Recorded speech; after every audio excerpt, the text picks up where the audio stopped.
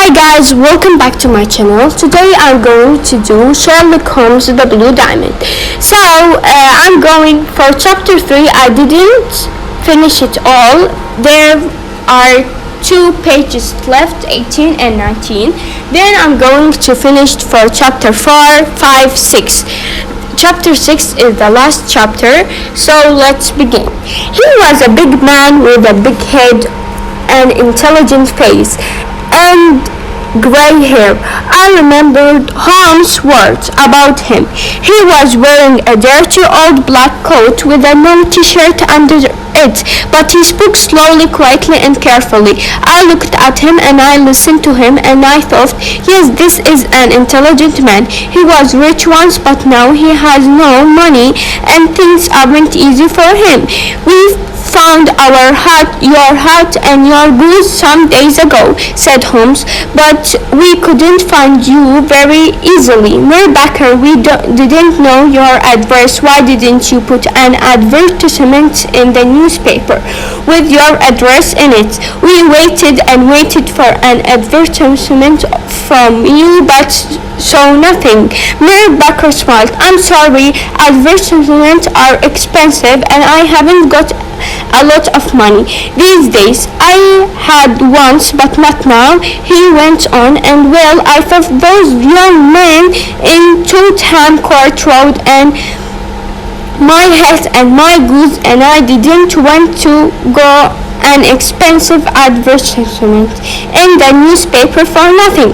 I understand, said Holmes. Now before you say more, I must tell you something about your goose. Baker, I'm sorry, but well, we ate it yesterday, you know. You ate it, said our visitor, and he stood up excitedly.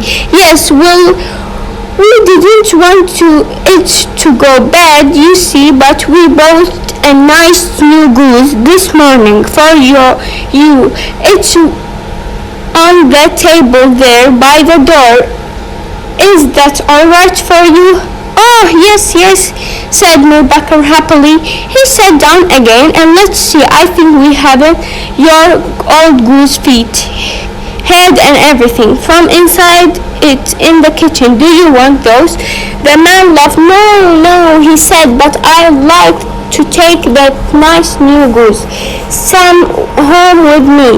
Thank you very much. Sherlock Holmes looked at me with a little smile.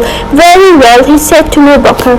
There is your hat and there is your bird. Please take them. Oh, and before you go, can you tell me something? Where did you get your goose? I know a lot about geese, and that was a very good bird, I can tell you. Well, sir, said Baker. He stood up and took his hat and the goose in his hand. I got the bird from Bird at the Alpha, a hotel near the British Museum. This year, the owner of the hotel, Windigate, began a goose club. Every week, we all put 5 or 6 pence into a money box, and at Christmas time, we all had the money for a goose. With that, he said goodbye and left. Well, said my detective friend, that answered one question. Baker is not our diamond thief. Are you hungry, Watson? No, not very. Let's eat later, then we must go to the Alpha at once. We have to speak to Windigate tonight. Chapter 4. To Breckenridge. Holmes and I put on our coats and hats and went out into the cold winter street. The sky was dark over our heads. We walked east, and in a quarter of an hour we stood in front of the Alpha Hotel. Holmes opened the door and we went in. In the hotel, the owner, Windigate, gave us some drinks. Have you got any geese? Holmes asked him. I asked because I know your geese are very good. Henry Baker told us all about your goose club. Ah, yes, but those geese weren't our geese. They came from a man with a little shop in Covent Garden, Breckenridge, is his name. Thank you, my good man, said Holmes. We finished our drinks and then we walked out of the warm hotel and into the cold night again. Now for Covent Garden, said Holmes, and we walked down the street past the British Museum. Remember, Watson, it all started with a goose, but it finished with 7 years in prison for young Mer Horner. Maybe we can learn more about this interesting case in Mer Breckenridge shop. We walked to Covent Garden and soon came to Mer Breckenridge shop. Breckenridge and a boy were at the door. It was nearly time to close the shop. Good evening, it's a cold night, said Holmes. How can I help you? Asked Breckenridge. Holmes looked at the shop window. You haven't got any geese, I see, he said. There are some in that other shop. They're behind you. But I came to you because I hear your geese are very good. Breckenridge birds are the best, he said. Who said that? The owner of the Alpha. Yes, he had 24 of my geese 2 days before Christmas. They were very good birds. Two. Where did you get them? I'm not going to tell you, said Breckenridge angrily. Again and again, people come and talk to me about those geese, and I don't like it. I paid some good money for them. I took them to the Alpha, and then I forgot all about them, and then all the questions started. Where are the geese? How much do you want for the geese? And who did you sell them to? Why are people interested in them? I don't know. They aren't the only geese in London. You know, I know, said Holmes, but who asked you all those questions before? Not me. I had nothing to do with that, you know, but now I want your help. We ate a goose at Alpha, and I say it was a country goose, but my good friend Watson here says it was a London goose. Which of us is right? It's an important question. £5 goes to the winner. Well, then your friend is the winner, said Breckenridge. That goose come from London. I can't believe that, said Holmes. A pound says I'm right. Very well, said Holmes, and he took out a pound. I'm ready to give you a pound. Show me your books. Breckenridge laughed. Get me the books bill, he said to the boy. Carried 2 books to him. Breckenridge opened the little one. This is my address book, he said. When people sell their geese to me, their addresses go in here. Country people on the left and town people on the right. The numbers after every name are page numbers in my book, big book. Read out the third name on the right, said Breckenridge. Mir Okashat, 117, Brixton Road, number 249. Read, Holmes. Then Breckenridge opened the big book, and this is my in and out book, he said. Let's look at page 249. Here we are. Mir Okashat, what can you see for December 22? 24 geese from Mir's O. Read, Holmes. All 24 to Mir Windigate at the Alpha. There, what do you say now? said Breckenridge. Holmes put his pound into Breckenridge's hand angrily. Chapter 5. A weak little man. In the street, Holmes stopped suddenly. He wasn't angrily. He began to laugh. You see, Watson, he said, Breckenridge didn't want to tell me Miss Okashat's name and address at first, but later when he saw he could easily get a pound from me, he told me everything, and he said something very interesting. When he got angrily, did you hear? Other people are asking questions about those geese. Suddenly, there was a lot of noise from Mir Breckenridge's shop behind us. We looked back at it. Breckenridge stood tall and angrily in front of his shop door. A weak little man stood in front of him in the street. "Look, you!" Breckenridge shouted. "I don't want to hear any more about those goose. Miss Oakeshott can came and speak to me when she wants, but not now. You haven't have nothing to do with it. Did I get the geese from you?" "No, but one was my goose, I tell you," cried the little man. "Then ask Miss Oakeshott for it." "But she told me ask Miss Breckenridge for it." "Well, that's nothing to do with me. I don't want to hear any more from you. Do you understand? Now go away." Breckenridge closed his shop door angrily, and the little man ran off the down dark street.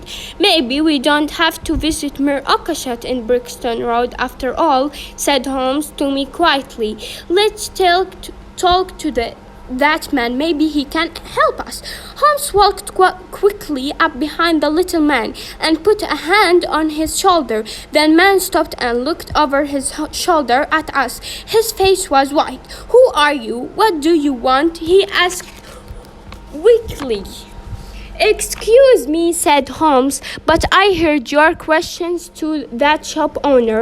I think I can help you. Who are you and how can you help me?" "My name is Sherlock Holmes, and it's my job to know things other people don't know. But you can't know anything about this." "Excuse me, I know everything. You want to find 24 geese. Miss Oakeshott of Brixton Road sold them to Miss Breckenridge here. He sold them to Miss Windigate, the owner of the Alpha, and Miss Windigate sold them to the people in his goose club." "Oh, sir, this is wonderful. I'm very happy to meet you," said the little man excitedly. "You are right. I am very interested to those geese, more than I can say. Why don't we go to a warm room in my house for a talk? Then I don't like standing here in the cold street," said Holmes. Holmes put out his arm and a cab stopped for us. "But before we go, can you please tell us your name?" The little man looked at Holmes and then at me before he answered. Johann Robinson," he said. No, said Holmes quietly. "We'd like to know your real name, please." The stranger's face changed from white to red. "Very well, my real name is James Ryder," he said. Well, said Holmes, assistant manager of the Cosmopolitan Hotel. "Now let's get into the cab and go home. Then I can tell you everything you want to know." So we got into the cab and went home. Ryder was excited but said nothing. Holmes didn't speak at all in the cab. Chapter 6. 1 or 2 questions. When we arrived at 221B Baker Street, we got out of the cab and went in. When we were in the sitting room, Holmes spoke at last. "Please sit down, Miss Ryder. Now you want to know about those 24 goose, or maybe about one of those geese. You are interested in only one bird, I think, a white goose with a black tail." "Oh, sir," Ryder said excitedly, "where did it go?" "It came here and it was very interesting. We found something in it. The most wonderful thing here is it is." Our visitor stood up quickly. Holmes opened his safe and took out the blue diamond in his hand. It was cold and beautiful. Ryder looked at the jewel but said nothing. Holmes spoke for him. "We know it was you, Ryder," he said. "Sit down and have some tea. You look very weak." I gave Ryder some tea. He sat down and drank it quickly and looked at Holmes. I saw he was afraid. "You don't need to tell me much," said Holmes. "I know nearly everything about the case, but I have 1 or 2 questions to ask you. How did you hear of the Countess of Marker's blue diamond?" "Catherine Cusick.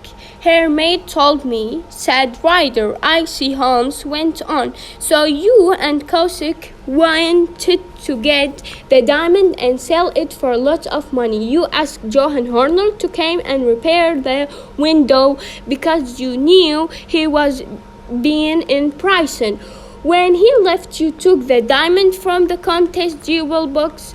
Then you called the police because Horner has been in prison. They believed he was the thief.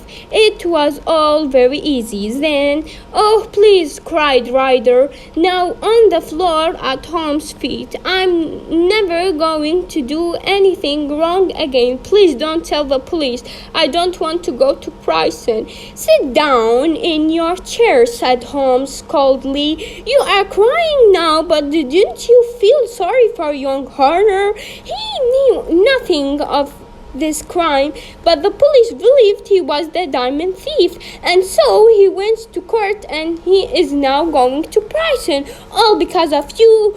Go to court, Horner, and leave prison. We can see about that later, said Holmes. But now please tell me, Ryder, how did the diamond get from the hotel into a goose? And how did the goose get into a shop? And please tell me the truth. Ryder began. When the police arrested Horner, I left the hotel with the diamond in my coat pocket. I didn't want to stay at the cosplay mission, not with the police everywhere looking at everything. So I went to my sister's house in the South London. She lives in Brixton Road with her husband, Mir Akashat. I saw lots of police officers when I was going there, and when I go to Brixton Road, I was very scared. What's the matter? My sister asked. I told her about the diamond thief and about the police arresting Horner. Then I went into the garden to think, what could I do with the diamond now? I remember my friend Madosali. He started well, but he went bad. And in the end, he went to prison for his crimes. Perhaps he know about selling diamond. I thought so. I decided to visit him at his home in Kilburn in North London. But how can I walk across London with that diamond? I thought I can have it in my pocket, not with all those police officers in the street. Then I looked down at the geese in the garden. I thought of something. I knew one of those geese was for me for my Christmas dinner, so I decided to take my goose there, and then I quickly caught a big white goose with a black tail. Then I took the diamond from my pocket and put it in the bird's mouth. I felt the jewel go down its neck with the diamond now inside the goose. I felt happy. I could walk in Kilburn and back easily. Then my sister came into the garden. What are you doing with that goose? She said. I put my bird down and it ran off with the other geese. That's the goose I went for Christmas, I said. Very well, take it with you, she said. Well, Mir Holmes, I caught that bird, killed it, and took it with me to Kilburn. There I told Madosali all about the diamond, and he got a knife and opened the goose, but he couldn't find the diamond. Maybe I didn't catch the right goose. I quickly ran back to my sister's house and went into the garden. There weren't any geese there. Where are the geese, Maggie? I said to Mir Breckenridge's shop. In Covent Garden, my sister said. Were there two birds with black tails? I asked. Yes, there were, James, she said, and to my eyes, one was no different from the other. I understood it all then. The diamond was inside the other goose with the black tail. I ran to Covent Garden at once and went to my brick and read shop, but the bees weren't there. And when I asked about them, he told me I saw them all at once. But you must tell me, where are they now? I asked again and again, but he never told me. You and dear Watson heard him earlier tonight. No, Holmes, he never answered my question. Now my sister thinks I'm a troubled brother. I'm a thief. I'm going to get a bad name, and I never got any money from my crime at all. Am I going to go to prison? He put his head in his hand and started to cry. Holmes didn't speak for a long time. Then in the end he stood up and opened the door. Get out, he said. Oh, thank you, said Ryder, and he ran out of the door. After all, Watson, said Holmes, it's not my job to do the police work, and young Horner going to be all right. Ryder isn't going to go to court now. If Ryder isn't there, the police have no witness to say Horner was the thief. Maybe I'm doing something bad, but I don't believe it. I think I'm helping Ryder to be a better man. Send him to prison now, and you make him into a thief for life. But now he's scared. He's not going to go wrong again. We found the solution to the crime, and that makes me happy, and it's Christmas at all.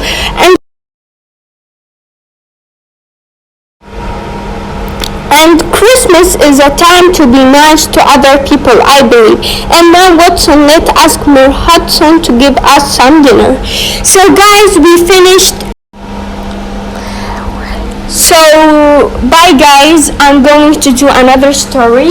It is in Arabic. It's named Jazirat Alan. So see you guys in the next video. Please subscribe on my channel, be like, share with your family. Bye, see you in the next video.